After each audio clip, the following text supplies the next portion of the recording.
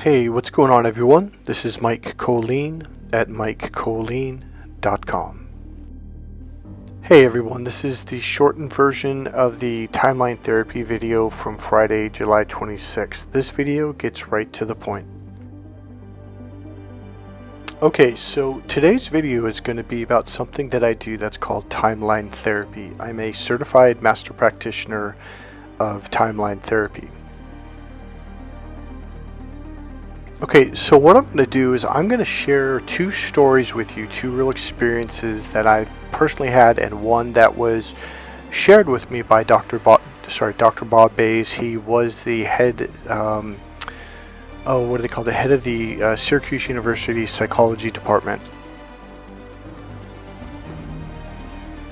So before we get into that, just so you know, if you guys don't already know, I am a professionally trained personal development coach, life coach, certified as an NLP trainer, master hypnotherapist. That's Ericksonian hypnosis. And the reason why I mention that is because it is the most powerful form of therapeutic hypnosis. I'm also, as I recently said, certified and trained as a master practitioner in timeline therapy and also Reiki, Huna, Pranic healing. Something called neuro-associative conditioning, which is done by John Overdurf, and a couple other things, which I think that's enough. And yes, I did go to college and I studied psychology. And no, I did not get my doctorate degree. So here's what I want to do. If you guys are interested in doing timeline therapy, what I'd be willing to do for, let's see, June, July. I'll do it for a month. Okay, so we're at July 26th right now. So let's say between now and August 26th, we will do... Alright, so normally I charge $225 to $250 per session. That's always been a standard. I've lowered it down to $125 because the economy was so bad. So what I want to do now is I want to offer you guys 3 sessions that you have to complete between now and August 26th at $75 per session. So if you're interested, let me know. And remember, I also do other forms of therapy and healing work. And I would also like to mention, if you haven't gone to the end of the videos, there is a PayPal link in the description box where if you want, you can go ahead and make a donation. And the music will be going down in about 15 seconds. Okay, so one of the biggest things that I've learned when it comes to studying different forms of therapy, doing work with people, is it really is one word. It's a huge part, and I honestly could say it's probably 60% or more of what therapeutic work is. And that word is perspective. Shifting perspectives gives you all the freedom and power and happiness and joy that you've ever wanted in your life. At one point in time, I had business cards in big bold letters on the front from left to right that just said shifting perspectives. And people are like, well, what's this? I'm like, it's therapy. So it's easy to say shift your perspective or look at it from a different perspective, but it's harder to do. So over the years, the decades and decades that I've been doing this work, it became really obvious. All I'm doing with people is just shifting their perspectives. What do you guys think I've been doing with you throughout these entire video series for the last 4 years? So one way of looking at perspectives is you're all the way at the left end of the scale, and then you can go all the way to the middle, and then all the way to the right. That's one range of perspective, okay? Then you can look at the circular 360 degrees perspective shift, okay? I like to use that one a lot more, but there's something else that I do, and timeline therapy is the one that introduces this and brings this into power. So instead of having only a straight line from left to right, okay, or having a circle that goes around in circle, shifting perspectives from 0 to 1 to 2 to 10 to 15, 20, 120, 150, 160, 180, 191, 222, 365, is you can also go up and around in a circle that way, just like a globe. So instead of being limited to left to right or front to back, now we can go all the way around in a circle, 360 degrees. Now we can also go up and around to the bottom and back up in a 360 degrees. And now we can shift those planes all the way around the world. Okay? So timeline therapy is what introduced me to this way of thinking. It doesn't quite explain it in that way, but when it taught me to go up and over and back and past and then to the future, that's when I realized like this whole thing can be a complete circular expanding globe, if you will, a ball of shifting perspectives. Now all of a sudden you're seeing things from different perspectives. And seeing things from different perspectives is where you get your power. It's why people like Elon Musk can just constantly find solutions to everything. If you are stuck, that means you're looking at it from one fixed point and you can't move. The specialty, or one of the things I specialize in, is shifting you and shifting you and shifting you so you can see, hear, feel, and understand things from different perspectives.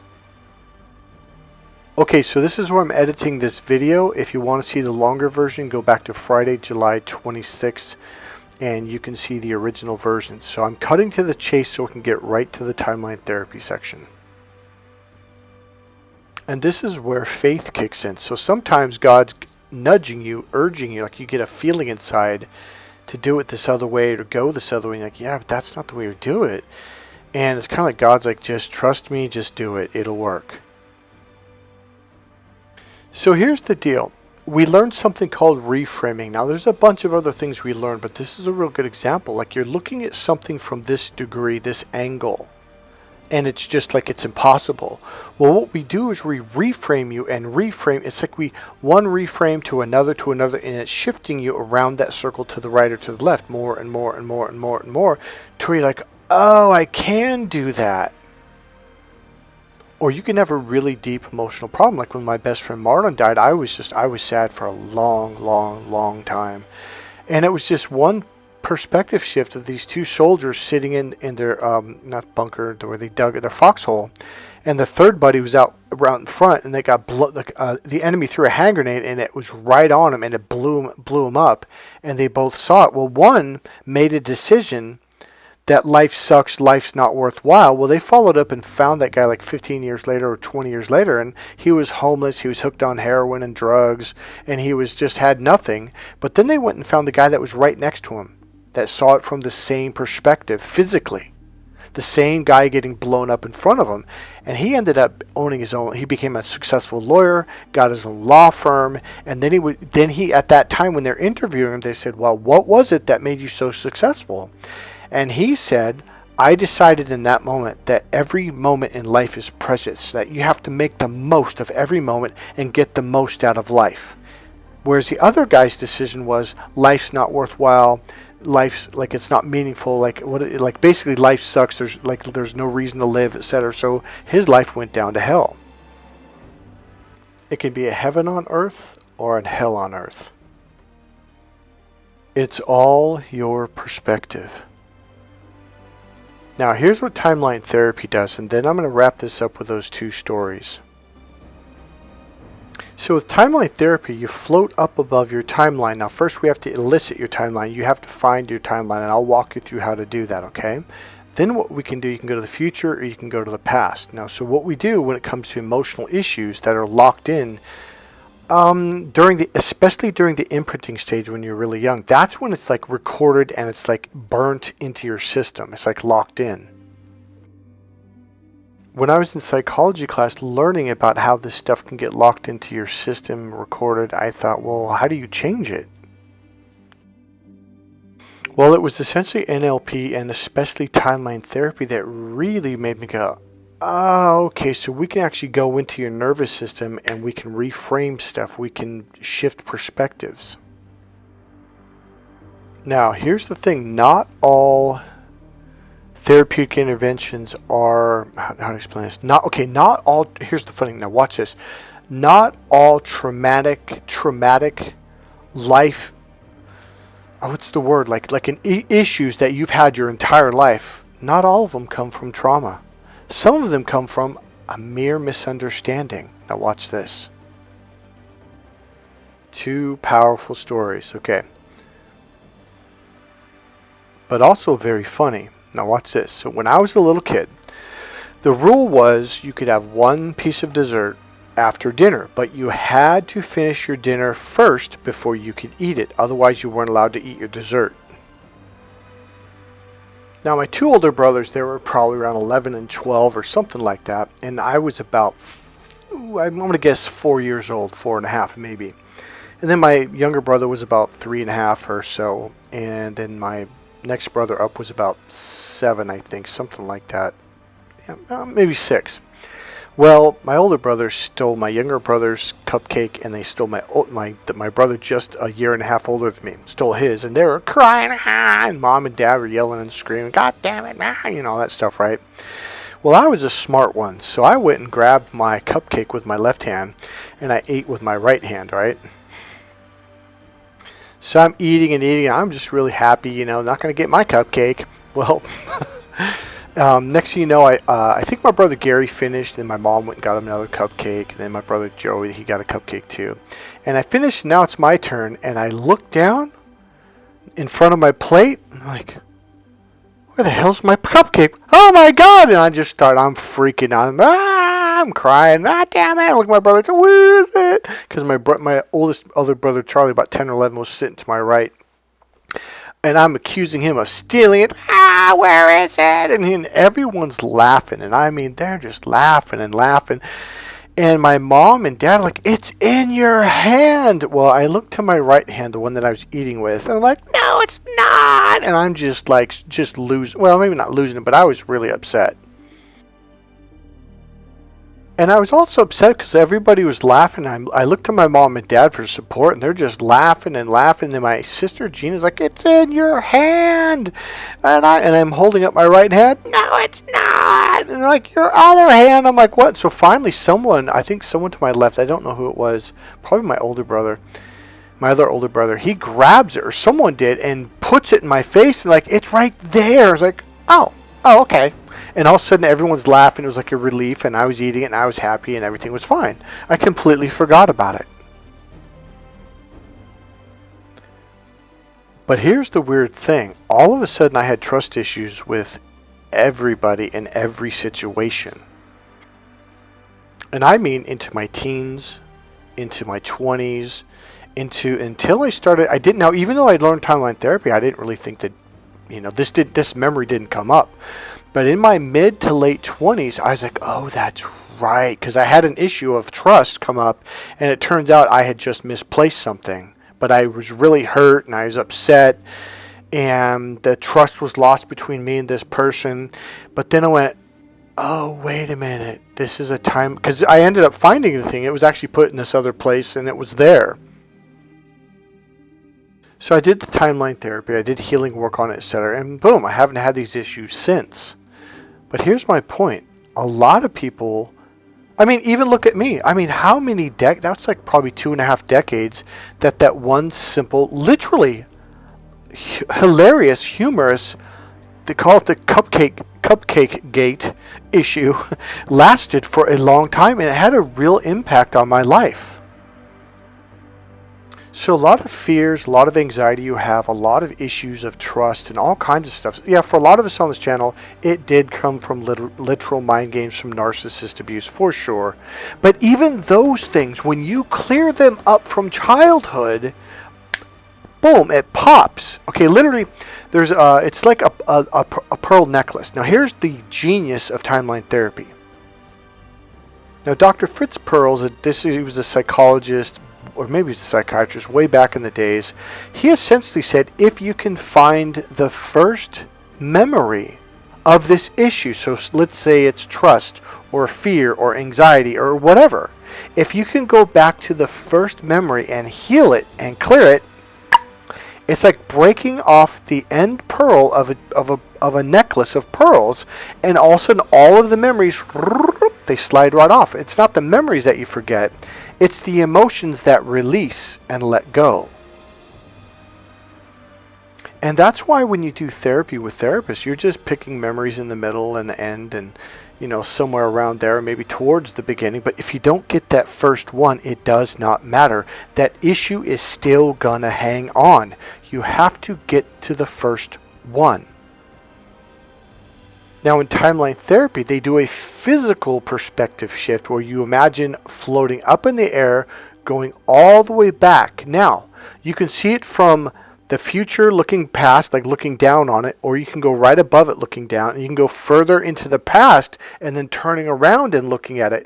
These are massive perspective shifts. It may seem like nothing at the time, but sometimes just by doing those three things, the problem's gone.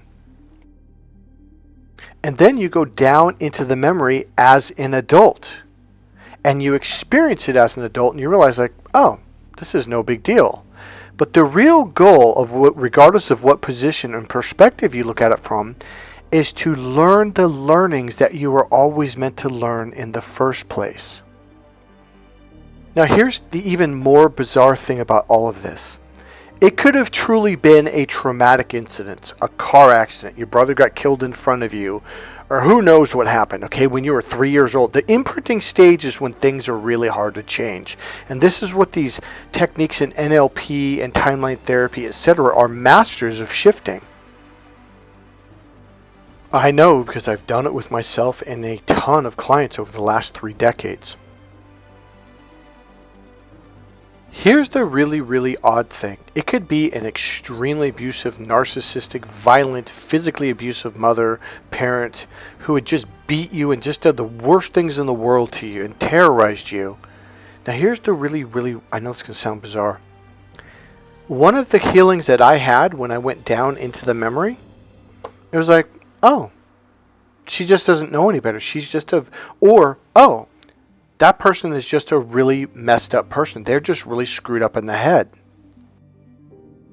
Sometimes the learnings have nothing to do with you. It's just sometimes it's just a realization of like, oh, that person was just really screwed up that day, or the friend died the day before, they were not in a good space mentally, or man, that person is just a screwed up person. Sometimes it's a realization like that where it had nothing to do with me, like, wow, that's all it was.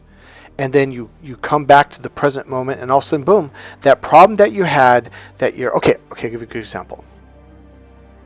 So a lot of times parents, like, let's use my cupcake gate incident. So a lot of times this kid could just have mistrust issues, okay? And then their parent goes, well, that's just Michael, he just doesn't trust anyone. And that just becomes one of your personality quirks, and people are like, well, that's just the way they are. But it can really, really affect your life. I mean, you can't get into relationships. You have a hard time trusting people with anything.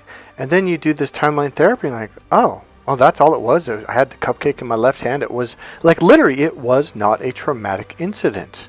But that can cause traumatic experiences for decades, even though you're like, well, yeah, but you, like, immediately once you saw the cupcake, everything went back to fine, normal, and you stopped crying and you're actually happy.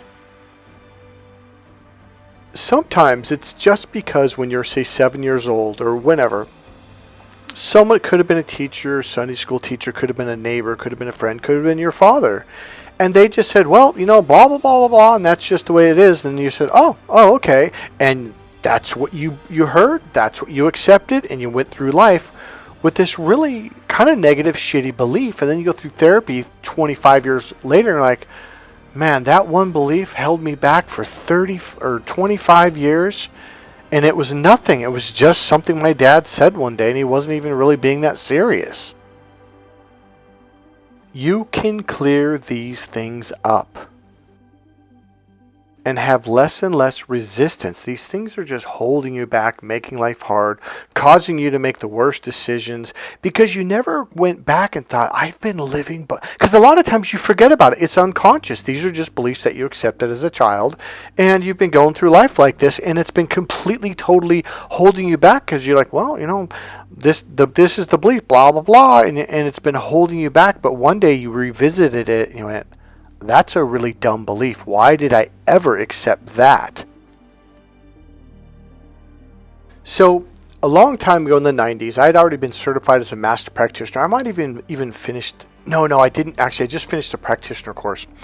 So I'd gone through the Tony Robbins courses, this and that, but I was just learning and absorbing any little thing that I could. So I found out that Tony Robbins was having a 3-day seminar called Skills of Power in San Francisco, and I was like, oh, I've got to go. I didn't even care what it was. I needed to learn more, right? Well, it was essentially teaching you and walking you through how to use specific NLP skills, okay? And it turned out Tony himself was not going to teach it, but Dr. Bob Bays, the head, at the time, probably not now, he's probably too old, he was the head psychologist of the psychology department in the University of Syracuse. So I was a really involved guy. I did all the exercises, really, doing stuff and doing the exercises and really involved in class. And so I got to know Dr. Bob Bays a little here, a little there. We talked and he said, oh, do it like this, do this, remember this. And so what ended up happening was the third day, he got kind of intrigued. He goes, what do you do or what have you done? Well, I went to this university. I studied this. I've done this. I've done that. I was a state champion in boxing, blah, blah, blah, blah, blah. He goes, well, what are you doing now? I was like, well, I went back to college and I forget what I said. And then he goes, what do you want to do with your life? I go, I want to do this, meaning NLP, Ericksonian hypnosis, etc., etc. And I told him how I've been reading all the books and studying Dr. Bandler and Grinder's work and doing this and that.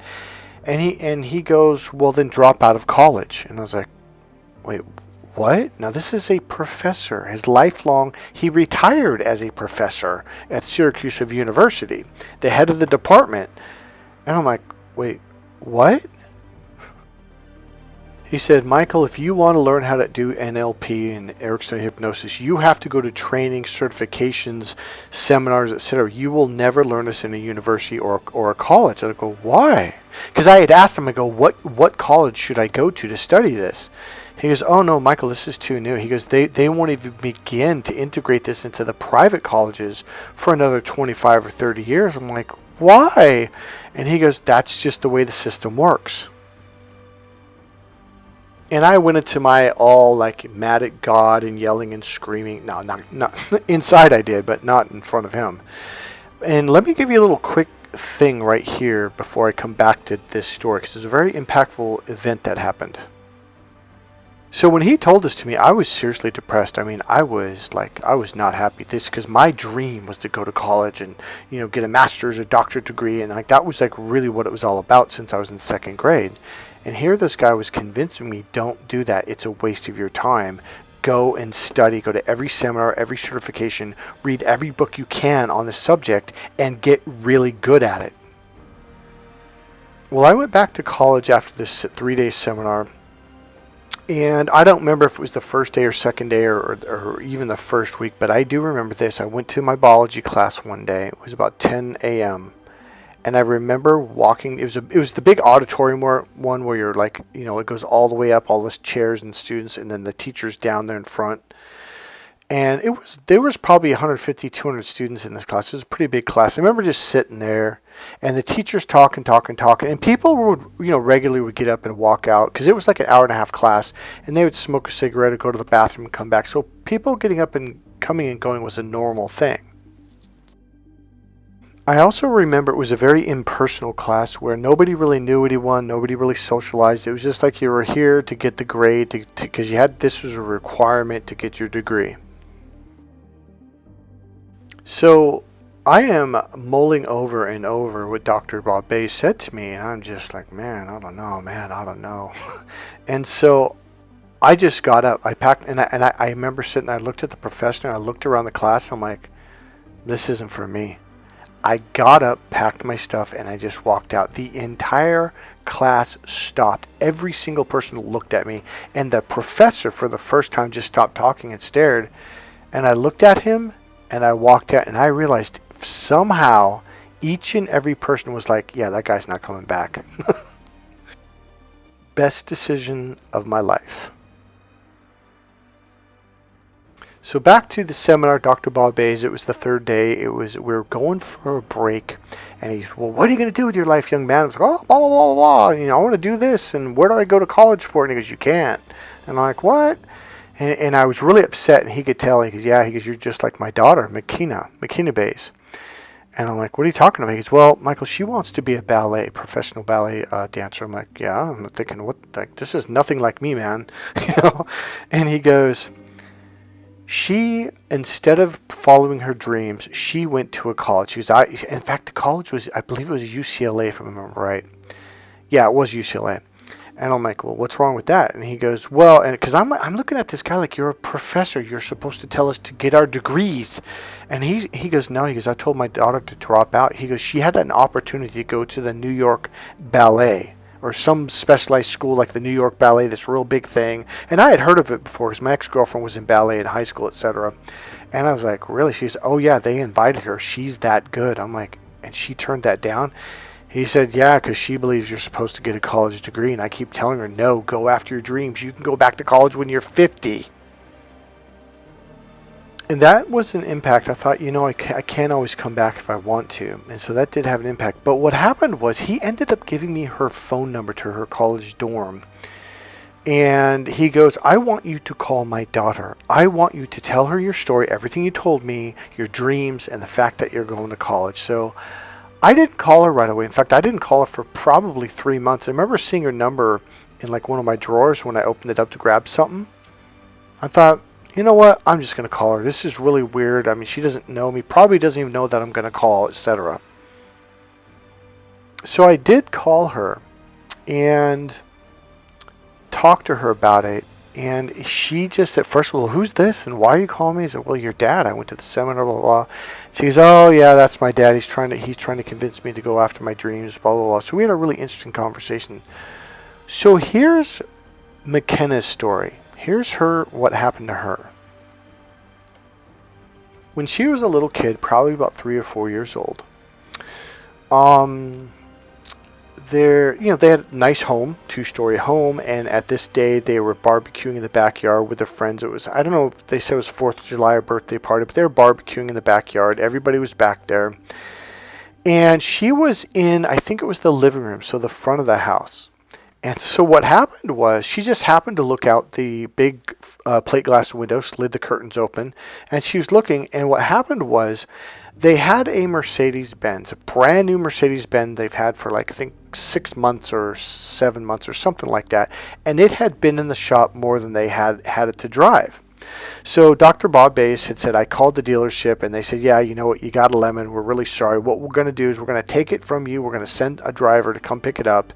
And you can come down and you can pick out a Mercedes-Benz.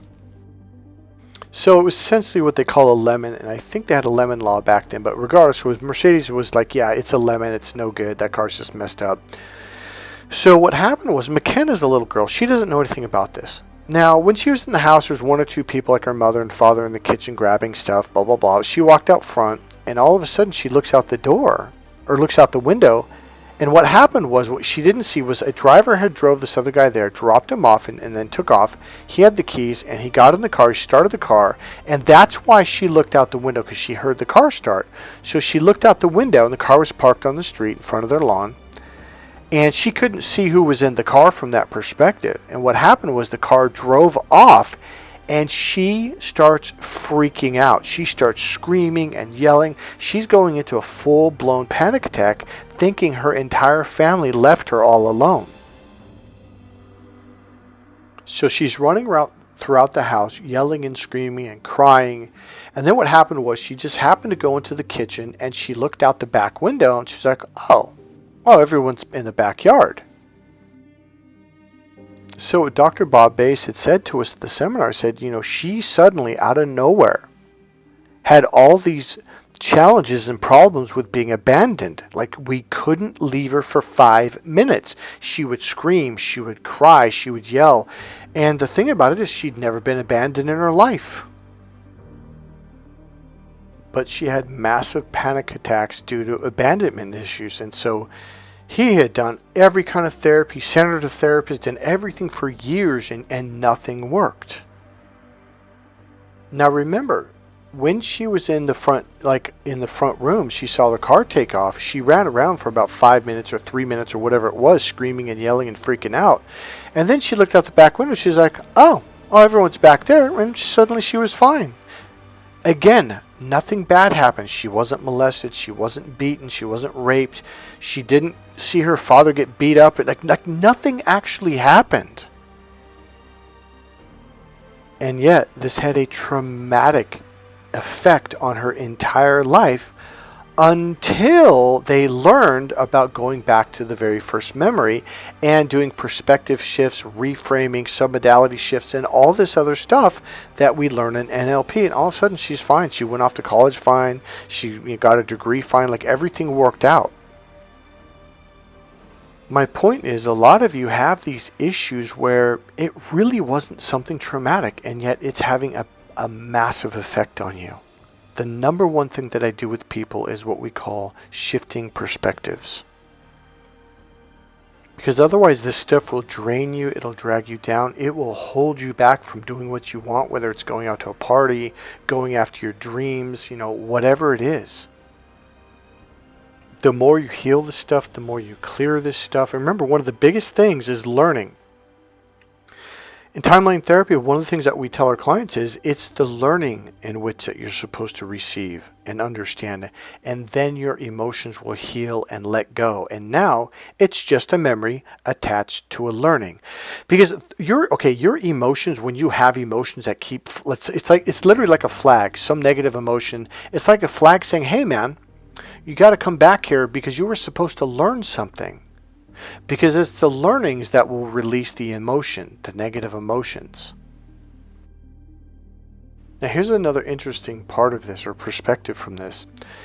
Okay, you know how people go away to war and some come back and they live normal, healthy lives, but then other ones, they have PTSD or they're just traumatized and they can't function in society? Well, here's the deal. We find out it's not the trauma in the war that caused this. It's the stuff that they had from childhood that got like a pearl necklace that kept building, adding a pearl, adding a pearl, adding a pearl, adding a pearl. For the people who never had those issues as childhood, that wasn't ingrained or recorded into their system or embedded, they came back and lived normal lives. It just wasn't an issue. Now, the reason why we know this is because of the healing work we've done with people who have gone through wars, who have come back with traumatic experiences and they can't function, they have fear, they have PTSD, is we took them back all the way back to a first memory in childhood of this issue that happened, and brrr, all the pearls fell off, and now they're functioning normal. Someone asked me, like, well, has any of this stuff been studied? Like, oh yeah, it's been studied in major universities throughout the world. And one of them is UCSF, University of California, San Francisco. They had NLP practitioners come in and work with patients before they went under the knife and had surgery. And they found out it was something like 10% up to 17% or something like that, where they would heal faster. Now, I don't mean 10% of the patients, but the patients would heal 10% up to 70% faster in general overall. As I've been doing this video, I'd say about 10 minutes ago, I had this really big realization, and it's because back in the late 80s and 90s, people were really hammering us. Oh, so you're into that new age psychology stuff, huh? And they would just really hammer you. I mean, it's like, yeah, of course, like we're learning, we're developing, new things have been discovered. We could help people a lot better now. Well, back then it was all, oh, that's weird, because people didn't change with the old psychology, and that's what was considered the norm. The norm was, number one, you don't change. Number two, you just go to therapy for years and years and years, even decades. And then you get on medication, you take medication for the rest of your life. That is what was considered normal. I mean, what about actual healing where you don't have the issues at all? They're gone. They're healed. You're done. People didn't feel comfortable with that. When someone actually healed, they're like, well, that's weird. You're different. Yeah, they're happier. They're more at peace. They sleep better. They're functioning better. They're making more money, and on and on and on. Like, what's wrong with that? I mean, just imagine if we said that the technology, that we stuck with what we had in 1977. Oh, that's weird. You're into that new age technology stuff, huh? Well, yeah, our technology is advancing. Oh, so you're into that new age car stuff where they make better engines. Yeah, I don't know about that. That's weird. Or how about, oh, you're into that new age science stuff, learning that new stuff. That's weird. Everything Everything on the planet is moving forward and advancing. Period. I know I said this a long time ago, but I remember sitting in psychology class my freshman year learning about Freud, and the teacher was going on and on about how the reason why we took Freud's suggestions and beliefs is because he did the most cocaine in the room, he was the loudest, most arrogant, and most confident, and he was basically a bully, so he bullied people into believing his theories and his philosophies, and therefore Freud is the father of modern psychology. He did so much cocaine that his teeth were falling out and he had wooden teeth. I'm not kidding. And the professor was saying this proudly as if this was his hero. Number one, I'm thinking, this guy's a drug addict and this is the guy that we're listening to? Number two, he's been dead for 100 years.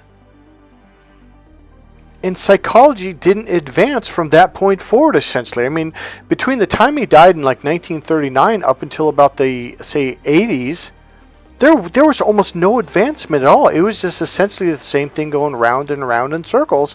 And yet it was driving me nuts because I'm sitting there in psychology class in college going, everything else, computer science was launching. It was taking off. Technology, science, physics, everything was taking off except for therapy. Psychology. I literally prayed to God. I was like, there has to be something better than this. There has to be something.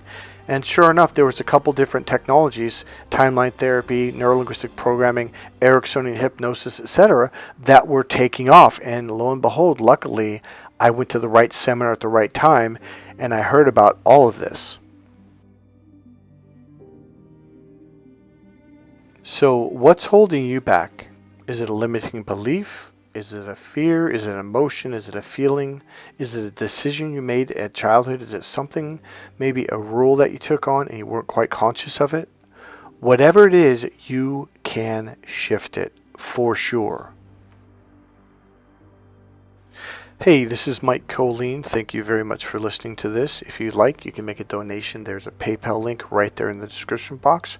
Please click the like button, click subscribe, make a comment, and I'll see you guys in the next video. God bless you guys.